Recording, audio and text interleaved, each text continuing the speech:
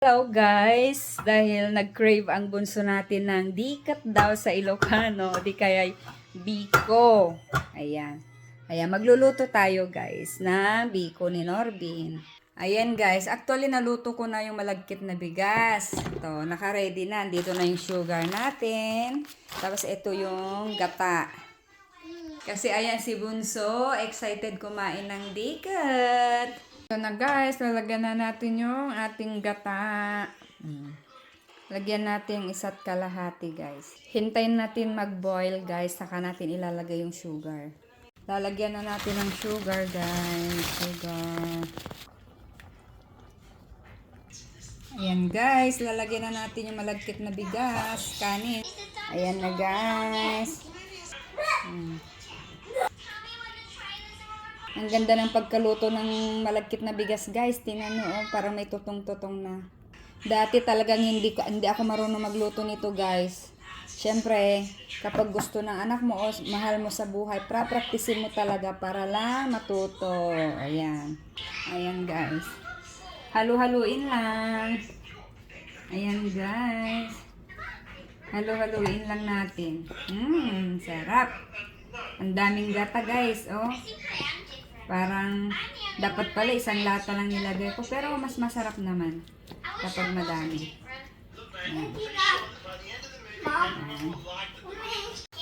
Guys, ang hirap maghalo. Ayan. Haluin natin hanggang malagkit na malagkit.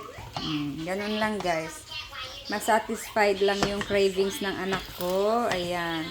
Kahit naglalaba ako, kahit di pa ako nakawalis, nilutuan ko siya kasi ulit-ulit niya sinasabi. Ang hirap maghalo guys. Akala ko kanina konti lang, ang dami pala. Ayan. Hindi na mabibitin si Tatang at saka si Bunso. Kasi nung nakaraan guys, nagluto ako ng konti lang. Kasi yun lang yung meron kaming malagkit na bigas. Nabitin silang dalawa, pinaghati ko sila. Guys, hindi kasi non-stick yan kawali dumikit. Kaya nilipat ko siya dito sa non-stick. Ayan. Ito guys.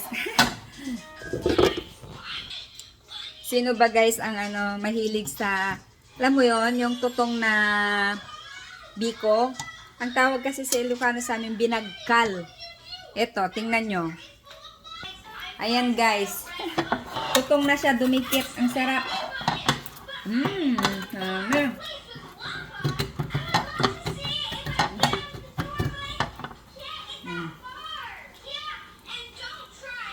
Sarap nito guys, oh. Tutong na tutong. Ayan, sarap. Sarap nga.